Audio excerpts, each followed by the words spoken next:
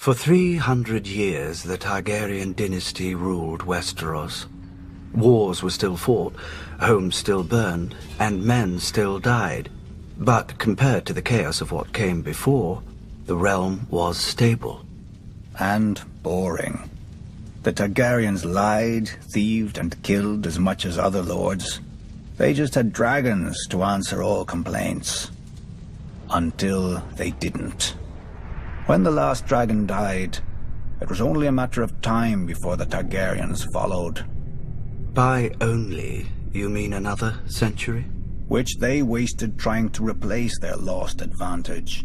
Incinerating their own palaces to hatch dragon eggs, drinking wildfire to become dragons, and let's not forget the Mad King's favorite, burning men alive so he could pretend to be a dragon. We urged Aerys to pardon Brandon Stark. The boy had threatened Prince Rhaegar, but Rhaegar had stolen the boy's sister. And the boy was the eldest son of our Warden of the North. Who's the greater fool, a Mad King or the man who reasons with him? Aerys saw knives in every shadow. When you told him to treat the Starks with caution, you made him afraid. And what he feared, he killed. I wouldn't have thought you, of all people, would bother with recriminations for Brandon's death, Lord Baelish. Not after your, shall we call it, duel with him? Brandon was as arrogant as he was stupid. Like his father, Lord Stark, who answered Aerys' summon to the capital. They earned their fates. But the younger son, Ned, what was his crime that Aerys ordered his death as well? Unlike men, families don't die when you lop off their head.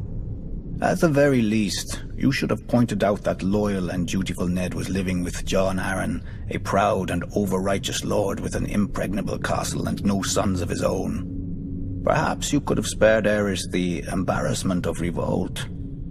If only we'd had the foresight to consult you, Lord Baelish, but I suppose first we'd have had to know who you were. Nobody knew Robert Baratheon either, yet he claimed the right to sit on the Iron Throne. He had Targaryen blood, through his mother. A pretty dress for an ugly truth. It was war, and he could swing a hammer harder than the other options. When did you know you'd lost, Lord Varys? When Robert Baratheon killed Prince Rhaegar on the Trident. Wrong. You lost the war when you let Ned Stark slip back into the north. Neither the bloody Gate of the Vale or Moat Cailin in the north have ever fallen. They could have held out for years, even if you'd killed Robert. But you let him slip through your fingers as well. I told the court that Robert was hiding in the Stony Sept, but the hand of the king wasted too much time searching the city. Something about the glory of single combat. Then Ned Stark's army arrived to save the day. Too bad Lord Tywin wasn't the hand any longer. He would have simply razed the town and been done with it. Perhaps. And perhaps the rebels would have found even more of the countryside flocking to their banners. I'd almost forgotten.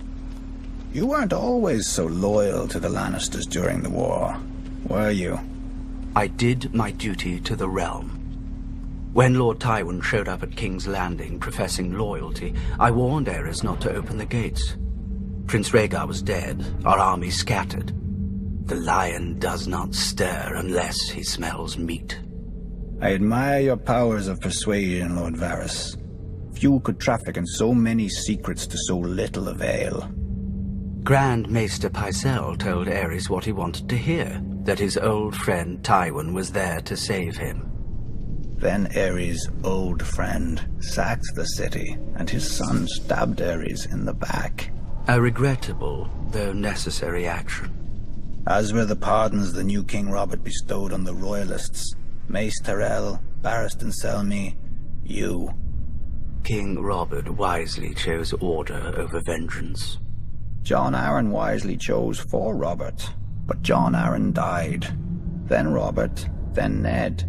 So ended their glorious revolution. And Westeros has been burning ever since. Let it. How Targaryen of you. One of the mad ones. Fire turns even the proudest oaks to ash, leaving newer roots space to climb.